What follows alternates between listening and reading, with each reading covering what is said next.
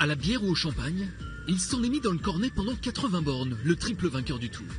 Ce n'est plus une parade, un défilé, mais une après-midi de dégustation.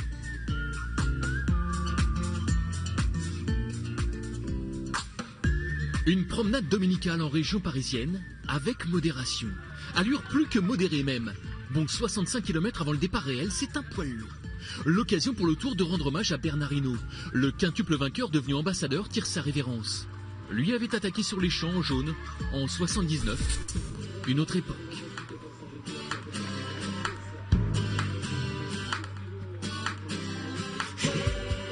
Le critérium de Paris, c'est 8 tours des Champs-Élysées et en général une arrivée au sprint. Ils sont 8 d'ailleurs à lancer l'échappée impossible, parmi lesquels les Français Roy, Goujard et Feuillu.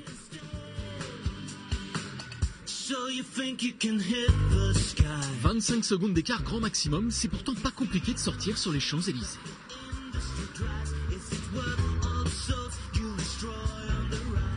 Derrière, Marcel Kittel, vainqueur à Angers, passe ses nerfs sur sa roue arrière. On voit qu'il paye pas le matériel, ce bon Marcel. Colossale colère du sprinter allemand favori du jour. Du calme Marcel, ça pourrait être pire. La preuve, dans le même temps, son coéquipier Tony Martin abandonne. Il y a des jours comme ça.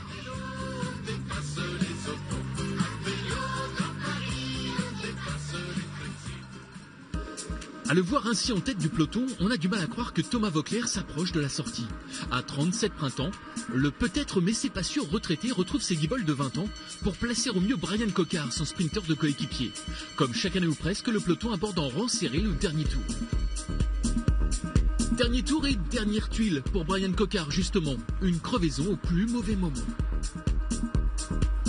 Oui, on n'a pas fait un tour exceptionnel. Exceptionnel, ça serait avec une victoire d'étape. On est à 28 mm du tour exceptionnel. Mais on a Direct Energy n'a pas fait un mauvais tour. Moi, je suis très satisfait du collectif et de l'état d'esprit de mes coéquipiers.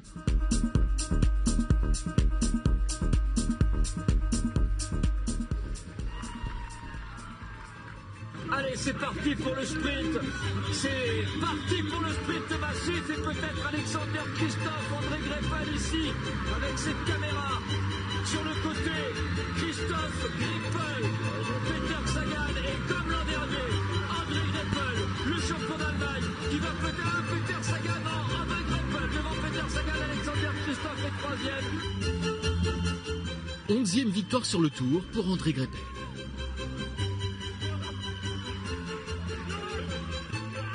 Je ne peux pas décrire ce que je ressens. Je suis tellement fier de moi, fier du boulot abattu par l'équipe ces derniers jours. Ils ont toujours cru en moi pendant 3 semaines, ça ne marchait pas. Et là, on gagne 2 étapes avec Dorent et moi. En plus, sur les Champs-Élysées, franchement, ça ne pouvait pas être mieux.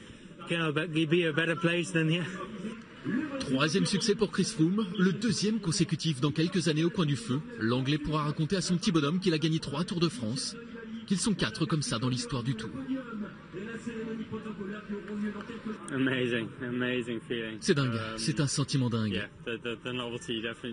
Même après 2 tours, on ne s'y fait toujours pas. C'est toujours la même émotion, comme la première fois. C'est un sentiment incroyable, absolument incroyable.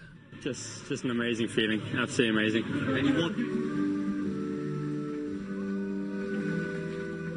Chris Froome encadré par Romain Bardet et Nairo Quintana, c'est le podium du Tour 2016.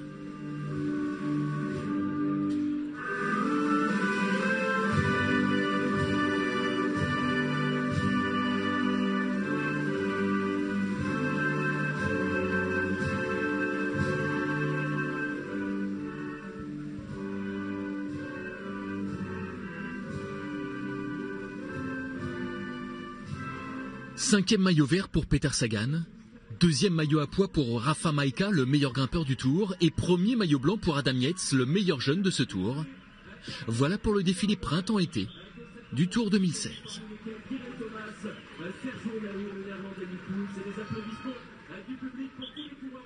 Ils étaient 198 coureurs au départ du Mont-Saint-Michel. Ils sont 174 à Paris. Record absolu.